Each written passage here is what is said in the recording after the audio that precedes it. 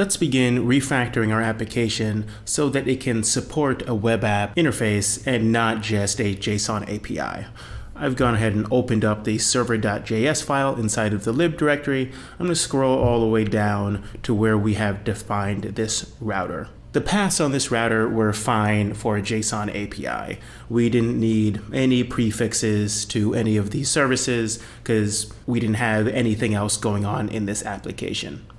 Now that's starting to change, and we actually are going to want to move a lot of these services up into their own API directory or their own API prefix just to get out of the way of any other new user-facing routes that we will need for the web app. So I'm going to modify these three services, users, tokens, and checks, so that they exist off of an API prefix.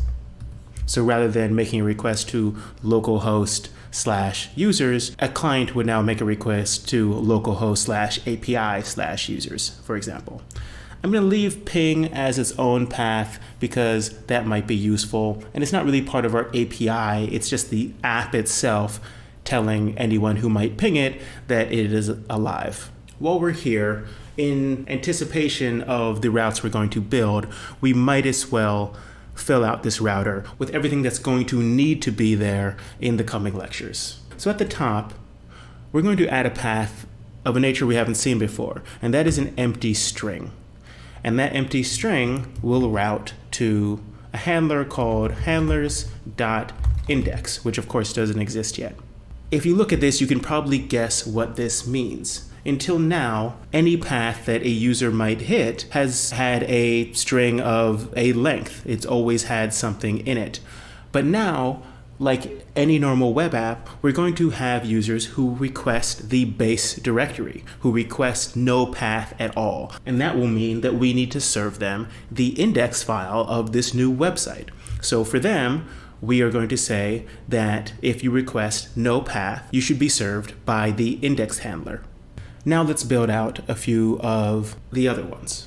Before a user can do anything, the user first needs to exist. And so the first route that we want besides the index is account/create.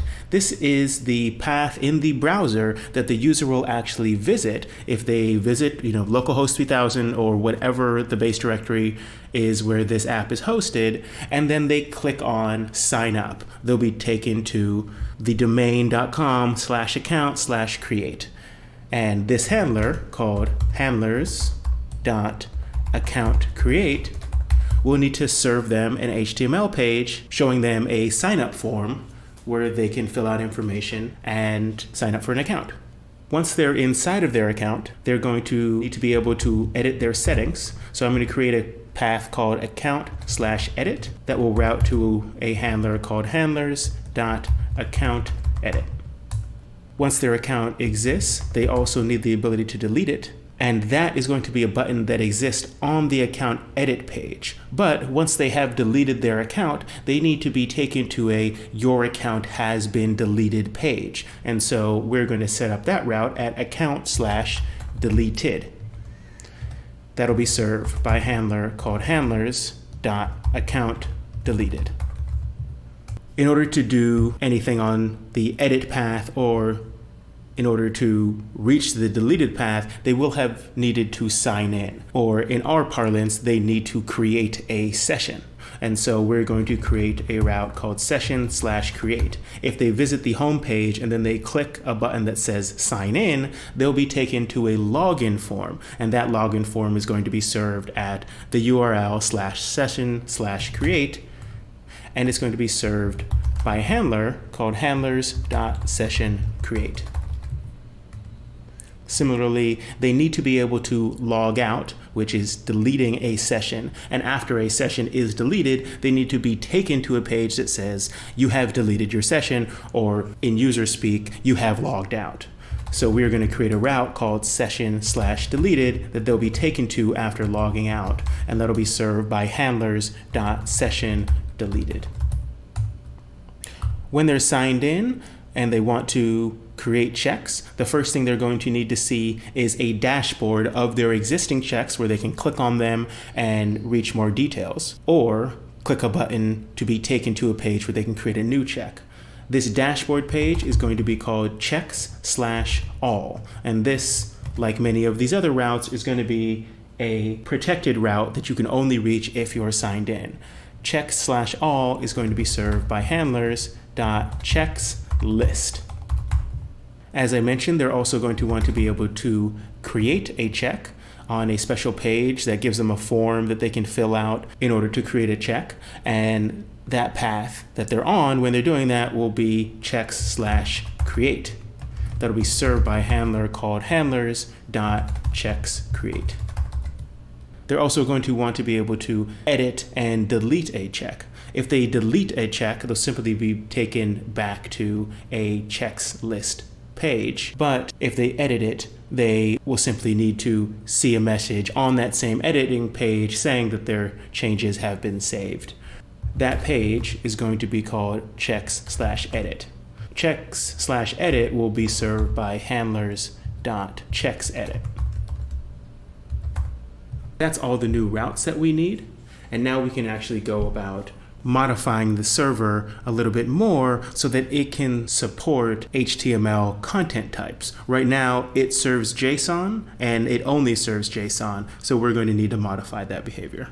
So we're going to go up inside of the unified server function and look for where we are passing the incoming request to the chosen handler.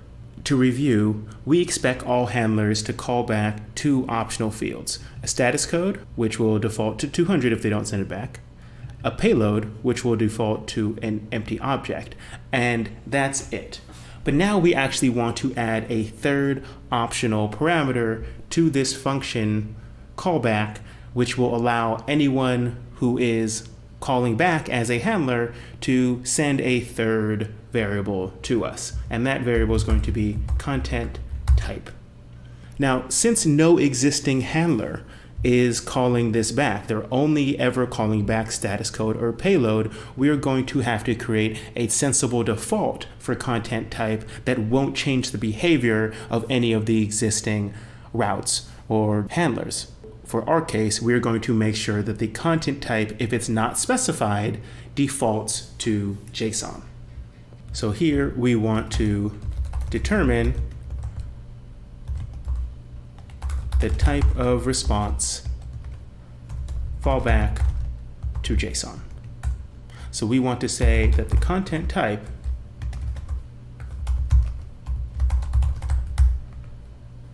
should equal a string, and if it does, use whatever it is. Otherwise, default to a string called JSON.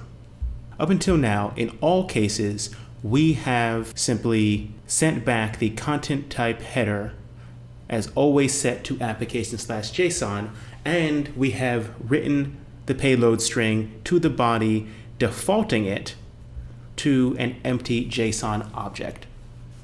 Now we need to refactor this section a bit to check if the content type being served should be JSON, in which case this behavior should stay the same, or if the content type is going to be HTML, in which case a different header should be sent out, and rather than defaulting to an empty object, it should default to an empty string.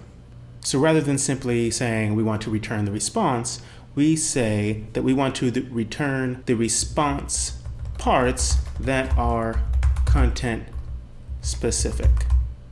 And then we want to return the response parts that are common to all content types. Let's start with what are common.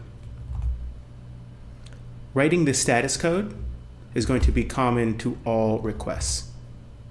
And writing something that is defined as payload string is going to be common to all requests. It's just that what that payload string is will vary depending on the content type. So first, we need to default the payload string to an empty string.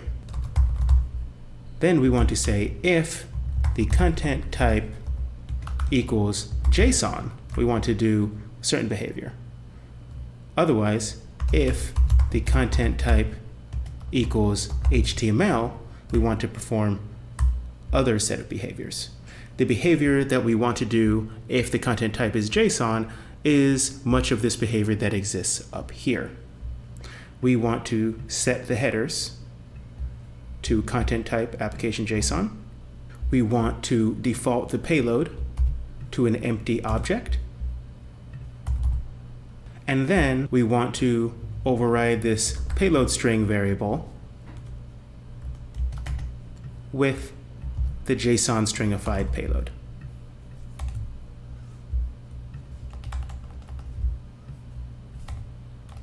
Alternatively, if the content type is HTML, I'm just going to copy this header from here. We want to say that content type, instead of equals application slash JSON, that's going to equal text slash HTML. Secondly, we want to say that the payload string is going to be set to type of payload equals string, payload or empty string. In other words, if the existing payload that's being called back by the handler is already a string, then that's the string we need to use. Otherwise, we're going to use an empty string of our own. For these HTML handlers, calling back an object is not going to work. We're expecting these handlers to call back strings so that we can write them to the body of an HTML document. Now that we have this set up, I'd like to create a simple hello world route on the index handler that we defined in the router down here. So let's open up our handlers file. And we want to first note that everything below this point is going to be considered JSON API handlers. And we're going to create a section up here that is just going to be dedicated to the new HTML handlers that we're creating. The first handler is going to be the index handler, and it's going to be set up initially just like the JSON API handlers. We're going to say that handlers.index is going to equal a function, takes in data, and a callback. And initially, let's just make it callback nothing at all. This will make the status code default to 200 and the body default to an empty HTML string. But this is also going to make it default to JSON, so we actually want to make sure that the third parameter says HTML. So rather than having nothing at all, we're going to say undefined, undefined, and then HTML. Now let's start the app up and then view the index page in a web browser so we can see that this page is rendered. Okay, now I'm going to open up Chrome and try to view this page. Okay, now we can actually see that this page is at localhost 3000, which is the index of this site. I'm going to refresh it, and now I'm actually switching to view source, which you can see here. You can see that there is nothing coming out. I'm going to open up the inspector and then reload this so that we can actually just make sure that anything is happening at all. As we can see, localhost 3000 was fetched with a get, and the response headers were pretty minimal. We said content type text/HTML, the date, the transfer encoding, and keep alive, which is stuff that Node put on automatically. So far, so good. We're able to serve an empty HTML file to the browser. To make this a little bit easier, let's view it in Postman as well. I'm going to make a GET request to localhost 3000, and we see that we got back nothing at all, except a 200 and content type text HTML, as well as those other headers that I mentioned a moment ago. To debug this front-end application, we'll use a combination of the browser when it's useful and Postman when we need to do simple things that don't require actually rendering the HTML objects or viewing the CSS or anything like that. Now, let's go back and modify this new route so that it can serve some real HTML, such as a hello world message. I'll get rid of this. As you can see, I've added this comment that we want to reject any request that isn't a GET. So we want to say that if the data.method equals GET, we'll continue. Otherwise, we want to call back 405 undefined and an HTML string. Simply saying 405, that method is not allowed, but we're going to tell you that by serving an HTML content type and the 405 status code. If the data method is get, then we want to read in the index template, which we haven't created yet, as a string. And though this function doesn't exist yet, I'm just going to use it in anticipation. We want to call helpers.getTemplate and then pass it the word index because we want the index template. And we want it to give us back an error and a string. And that string should contain the actual template data. So if there is no error and there is a string, we want to continue and simply call back 200 and then the content of that template, and then note that this is HTML that we're calling back. So as you can anticipate, the template is going to hold a bunch of HTML, and our handlers will simply fetch those templates from the file system and then serve them with an HTML content type. If there was an error or there wasn't any template string, we want to call back 500 because something is wrong with the app. Now that we've set that up, obviously we need to go define this helpers.getTemplate function. So let's open up the helpers, and the first thing that we're going to need to do in this helpers file is add some dependencies, because in anticipation of what's coming, we know that we're going to need the path module. So we're going to require path, and we're going to need the file system. So we're going to require fs. Now that's right, that getTemplate function that we just referenced a moment ago. So down at the bottom, I'm going to create this new function that should get the string content of a template, and it will be called helpers.getTemplate. As we saw a moment ago, it's going to accept in a template name and a callback. The first thing that it's going to need to do is sanity check the template name. So we will set the template name equals type of template name equals string, and template name length is greater than 0, then whatever template name is defined as, or false. Then we only want to continue if template name is a good variable. Otherwise, we're not going to try to read a file of that name. So we will call back a valid template name was not specified. But if a valid string came through, then we want to read in the template file. So the first thing we're going to do is define a templates directory as path.join.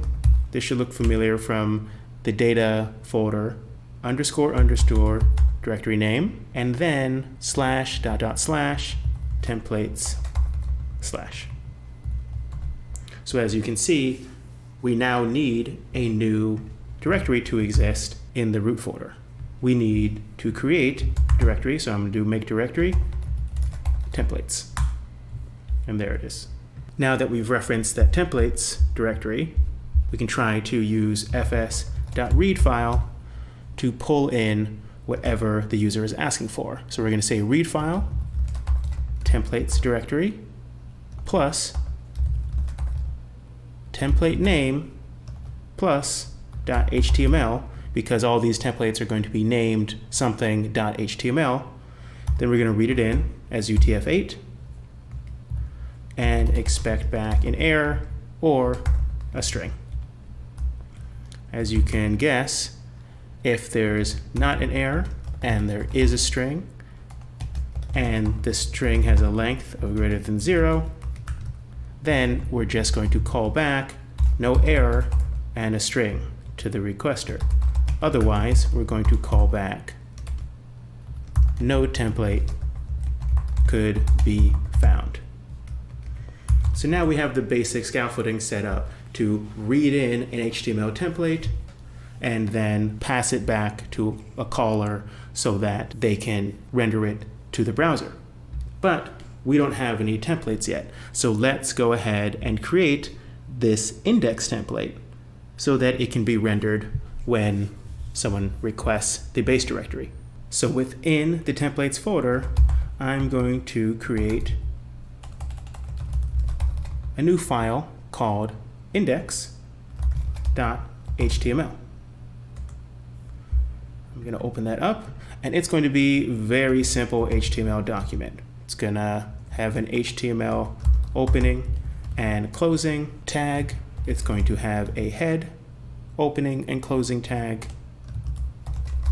as well as one for the body. And in the head, there's just going to be a title tag saying hello world. And similarly in the body, an H1 saying hello world exclamation point. Now that we've set that up, we've created this template that's living in the templates folder. When the handler gets called, we're going to use this getTemplate function defined here in order to read in the content of this template and serve it back to the browser. So when we go to Postman now, we start up the app and make this request to the base directory again, we'll see that a body is returned, and it is an HTML document. Similarly, when we refresh the page in the browser, we can see hello world. When I view source, we see the same HTML document that we created in the template folder.